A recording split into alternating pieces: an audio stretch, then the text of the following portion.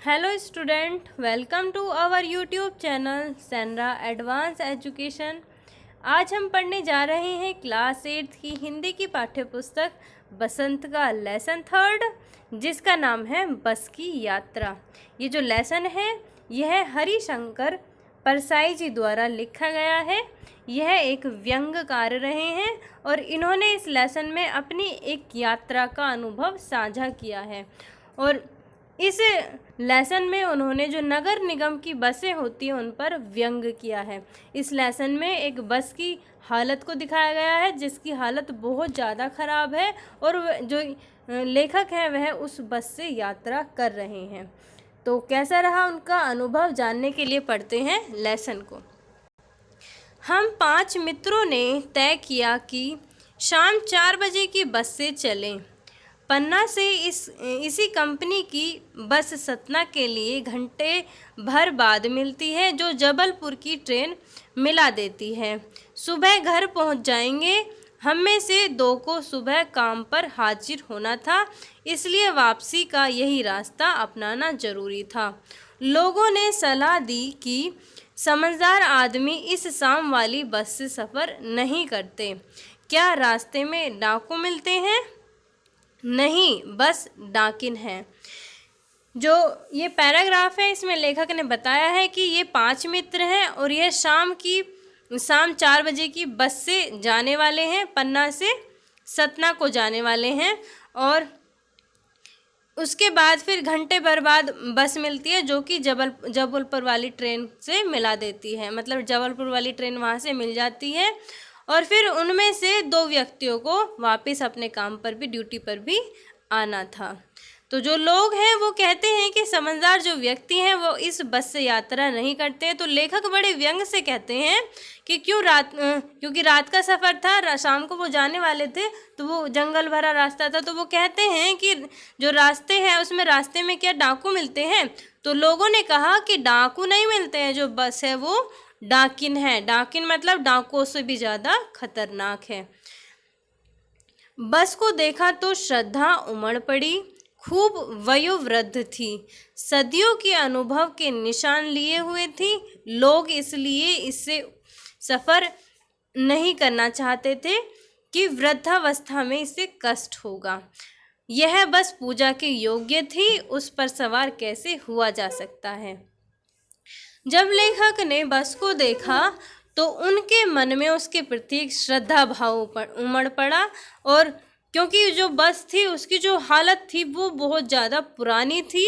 खूब वयोवृद्ध मतलब बहुत ज़्यादा पुरानी, जैसे बूढ़ा होता है, एक तो बूढ़ा हो गया और एक बिल्कुल जो मतलब मरणासन की स्थिति में हो, बिल्कुल लास्ट स्टेज में हो बुढ़ापे की, तो उसको हम वयोवृद्ध बोल सकते हैं। तो जो बस थी उसकी भी हालत कुछ ऐसी ही थी, जो सदियों के अनुभव के निशान लिए हुए थी। बहुत पुरानी थी इसलिए उसमें बहुत सारे जो मतलब टूट फूट सी हो गई थी बस में।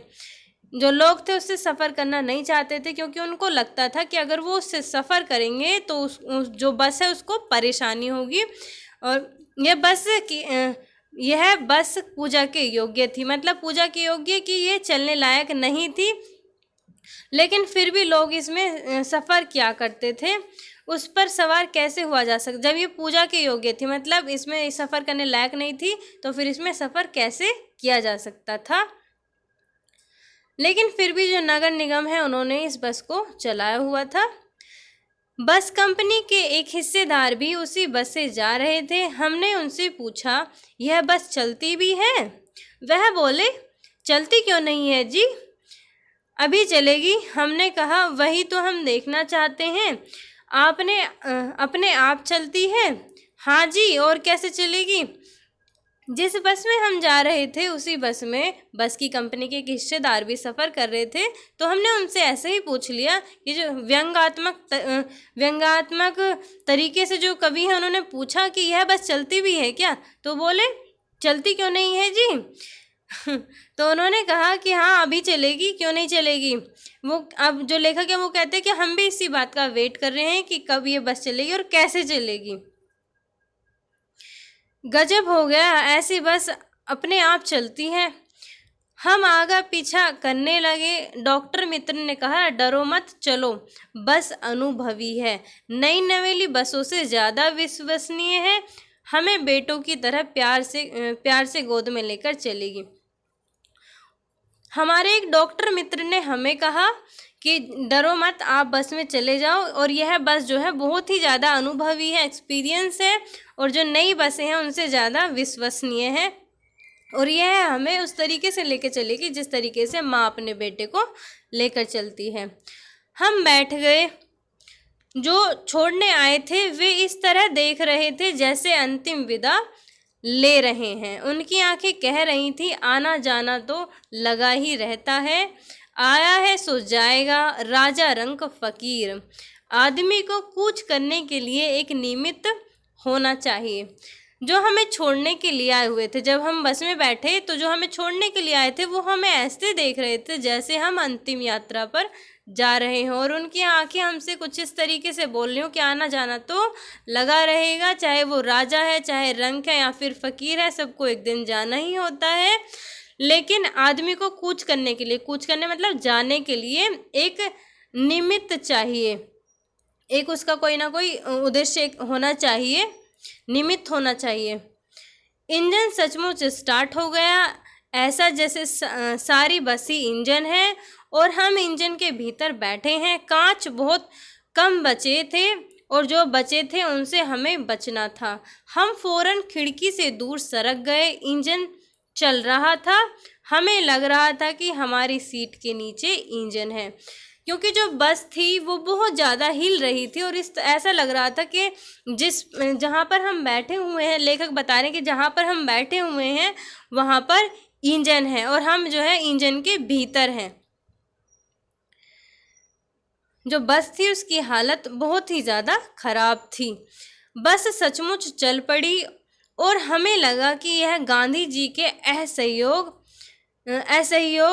सविनय अवज्ञा आंदोलनों के वक्त अवश्य जवान रही होगी। उसे ट्रेनिंग मिल चुकी थी, हर हिस्सा दूसरे से असहयोग कर रहा था। पूरी बस सविनय अवज्ञा आंदोलन के दौर से गुजर रही थी। सीट का बॉडी से असहयोग चल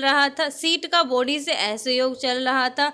कभी लगता सीट बॉडी को छोड़कर आगे निकल गई है, कभी लगता कि सीट को छोड़कर बॉडी आगे भागी जा रही है। 8-10 मील चलने पर सारे भेदभाव मिट गए। यह समझ में नहीं आता कि सीट पर हम बैठे हैं या सीट हम पर बैठी हुई है। तो बस की हालत इतनी ज़्यादा ख़राब है, जो लेखक हैं वो इस बात से बताते हैं कि जो सीट हैं कभी ऐसे आगे हो रही हैं, कभी पीछे हो रही हैं, और हमें ऐसा लग रहा है कि सीट पर हम नहीं बैठे हैं, बल्कि जो सीट है वो हम पर बैठी हुई है। एकाएक बस रुक गई। मालूम हुआ कि पेट्रोल की टंकी में छेद हो गया है। ड्राइवर ने बाल्टी में पेट्रोल निकालकर उसे बगल में रखा और नली डालकर इंजन में भरने लगा। अब मैं उम्मीद कर रहा था कि थोड़ी देर बाद बस कंपनी के हिस्सेदार इंजन को निकालकर गोद में रख लेंगे और उसे नली से पेट्रोल पिलाएंगे, जैसे माँ अपने बच्चे के मुंह में दूध की शीशी लगाती है। यहाँ पर भी जो लेखक हैं उन्होंने नगर निगम पर या फिर जो बस होती हैं, कंपनी होती है, उन पर एक व्यंग्य कर दिया कि जो अब बस रुक गई है और जो ड्राइवर है वो बाल्टी से पेट्रोल निकालकर उसने बाल्टी से पेट्रोल निकालकर उसे बगल में रखा और नली से इंजन में भरने लगता है। जो लेखक है उनको लग रहा है कि जो पेट्रोल कंपनी के हिस्सेदार हैं, बस कंपनी के हिस्सेदार हैं, वो उठ करके जो इंजन है उसे गोद में लेंगे और फिर नली से उसको पेट्रोल पिलाएंगे, जिस तरीके से माँ अपने बच्चे को मुंह में दूध की शीशी लगाती है, उसी तरीके से ये भी बस को पेट्रोल पिलाएंगे। बस की रफ्तार अब 15-20 मील हो गई। मुझे उसके किसी हिस्से पर भरोसा नहीं था। ब्रेक फेल हो सकता है, स्टीयरिंग टूट सकता है। प्रकृति के दृश्य बहुत लुभावने थे। दोनों तरफ हरे भरे पेड़ थे जिन पर पक्षी बैठे थे। मैं हर पेड़ को अपना दुश्मन समझ रहा था। जो भी पेड़ आता डर लगता, कि इससे बस टकराएगी, वह निकल जाता तो दूसरे पेड़ का इंतज़ार करता। झील दिखती तो सोचता कि बस इसमें बस गोता लगा जाएगी। जो लेखक हैं वो बता रहे हैं कि जो बस है उसके जो ब्रेक वगैरह है वो उसके फेल हो सकते हैं, स्टीयरिंग भी टूट सकता है। इसके अलावा जो प्रकृति है उसके बहुत ही सुंदर सुंदर दृश्य दिखाई दे रहे हैं, लेकिन जो पेड़ है, हरे भरे पेड़ हैं, वो लेखक को बहुत डरावने लग रहे हैं। उनको लग रहा है कि हमारी बस कहीं इनसे ना टकरा जाए, और रास्ते में झील भी पड़ जाती है। उनको लगता है कि कहीं हमारी बस इसमें डुबकी ना लगा जाए, इसमें ना गिर जाए। एकाएक फिर बस रुकी। ड्राइवर ने तरह तरह की तरकीबें की, पर वह नहीं चली। सविनय विज्ञा आंदोलन शुरू हो गया था। कंपनी के हिस्सेदार कह रहे थे, बस तो फर्स्ट क्लास है जी, यह तो इत्तेफाक की बात है। अब जो है वो बस रुक गई थी। ड्राइवर उसे चलाने के लिए बहुत सारे तरीके अपना रहा था, और कंपनी के जो हिस्सेदार थे वो बोल रहे थे, वो उस बस की बहुत बड़ाई कर रहे थे। बोल रहे थे कि जो बस है वो बहुत ही फर्स्ट क्लास है, लेकिन यह तो संयोग है कि बस जो है वो चल नहीं रही है। आज शायद आप लोग इसमें बैठे हो इसलिए वो चल नहीं रही है। क्षीण चांदनी में वृक्षों की छाया के नीचे वह बस बड़ी दयनीय लग रही थी। लगता जैसे कोई वृद्धा थककर बैठ गई हो। हमें ग्लानि हो रही थी कि बेचारी पर लदकर हम चले आ रहे हैं। अगर इसका प्राणांत हो गया तो इस बियाबान में हमें इसकी अंत्योष्टि करनी पड़ेगी। अब जो राइटर है वो कह रहे हैं कि जो बस है वो रुक गई है, और उसकी हालत ऐसे लग रही है जैसे कोई बूढ़ी महिला थक करके बैठ जाती है, और हमें अपने आप पर एक ग्लानि महसूस हो रही है। लेखक को अपने आप पर ग्लानि महसूस हो रही है। वो कह रहे हैं कि हम इस पर बैठकर क्यों आए हैं, इसकी हालत बहुत ज़्यादा ख़राब है। और अगर ये यहाँ पर एक तरीके से प्राणांत होता है, मरना, अगर यह यहाँ पर बिल्कुल बेकार हो जाती है तो फिर हमें इसकी अंत्योष्टि यहीं पर करनी पड़ेगी, इसका क्रियाक्रम यहीं पर करना पड़ेगा। हिस्सेदार साहब ने इंजन खोला और कुछ सुधारा। बस आगे चली, उसकी चाल और कम हो गई। धीरे धीरे वृद्धा की आंखों की ज्योति जाने लगी। चांदनी में रास्ता टटोलकर वह रेंग रही थी। आगे या पीछे से कोई गाड़ी आती दिखती तो वह एकदम किनारे खड़ी हो जाती और कहती, निकल जाओ बेटी, अपनी तो वह उम्र ही नहीं रही।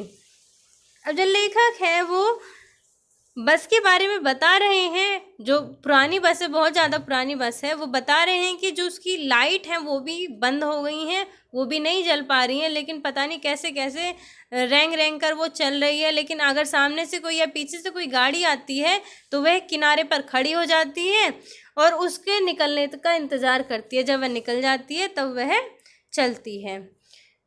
एक पुलिया के ऊपर पहुंचे ही थे कि एक टायर फिस करके बैठ गया मतलब बेकार हो गया, उसकी हवा निकल गई। वह बहुत ज़ोर से हिलकर थम गई। जो बस थी बहुत ज़ोर से हिली और रुक गई।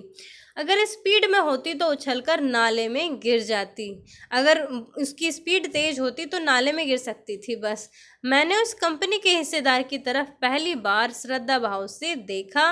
वह टायरों की हालत जानते थे, फिर भी जान हथेली पर लेकर इसी बस में सफ़र कर रहे थे। जो कंपनी के हिस्सेदार हैं वो इसके टायरों के बारे में जानते थे, लेकिन फिर भी वो इस बस में, इस बेकार बस में जो कभी भी धोखा दे सकती थी, इसमें बैठकर वो हमारे साथ जा रहे थे। उत्सर्ग की ऐसी भावना दुर्लभ है। सोचा, इस आदमी के साहस और बलिदान भावना का सही उपयोग नहीं हो रहा है। अब जो हमने सोचा वह उनके लिए बिल्कुल बेकार था। उनके लिए तो दूसरी भावना होनी चाहिए।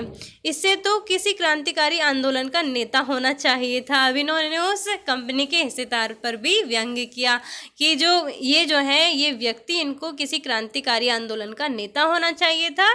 अगर बस नाले में गिर पड़ती और हम सब मर जाते तो देवता बाहें पसारे उसका इंतज़ार करते। किसका? जो कंपनी का हिस्सेदार था। कहते, वह महान आदमी आ रहा है जिसने एक टायर के लिए प्राण दे दिया। मतलब अपने एक टायर के लिए प्राण तो दे दिया, पर उससे टायर नहीं उसमें लगाया गया सही। मर गया पर टायर नहीं बदला। दूसरा, घिसा टायर लगाकर बस फिर चल पड़ी, फिर भी बस में घिसा हुआ टायर ही लगाया, उसमें नया टायर नहीं था। अब हमने वक्त पर पन्ना पहुंचने की उम्मीद छोड़ दी थी। पन्ना कभी भी पहुंचने की उम्मीद छोड़ दी थी। पन्ना क्या है, कभी भी पहुंचने की उम्मीद छोड़ दी थी। लगता था जिंदगी इसी बस में गुजारनी है और इससे सीधे उस लोक में प्रयाण कर जाना है। इस पृथ्वी पर उसकी कोई मंजिल नहीं है। हमारी बेताबी, तनाव खत्म हो गया। हम बड़े इत्मीनान से घर की तरह बैठ गए। चिंता जाती रही, हंसी मजाक चालू हो गया। अब जो हमारी उम्मीद थी पन्ना जाने की, हमने वो उम्मीद बिल्कुल छोड़ दी, क्योंकि बस की हालत इतनी ख़राब थी और हमें ऐसा लग रहा था कि हम अपनी अंतिम यात्रा पर जा रहे हैं। हम सीधे इस बस से सीधे उस लोक में जाएंगे, उस लोक में प्रयाण कर जाएंगे, प्रवास कर जाएंगे, जहाँ पर इस पृथ्वी पर उसकी मंजिल कोई नहीं है। जो बस है उसकी मंजिल कोई नहीं है और हम सीधे यहाँ से दूसरे लोक में प्रवेश कर जाएंगे। अब हमारी जो बेताबी थी, तनाव था, वो ख़त्म हो गया था। हम बिल्कुल इत्मीनान के साथ, तसल्ली से बस में घर की तरह बैठ गए। हमारी चिंता वो ख़त्म हो गई और सभी में हंसी मजाक शुरू हो गया। ये था लेसन 3 क्लास 8 का। बड़ा ही अच्छा व्यंग्य लिखा है राइटर ने, कॉमेडी लिखी है। वीडियो अच्छी लगी हो तो वीडियो को लाइक करना, चैनल को सब्सक्राइब करना ना भूलें।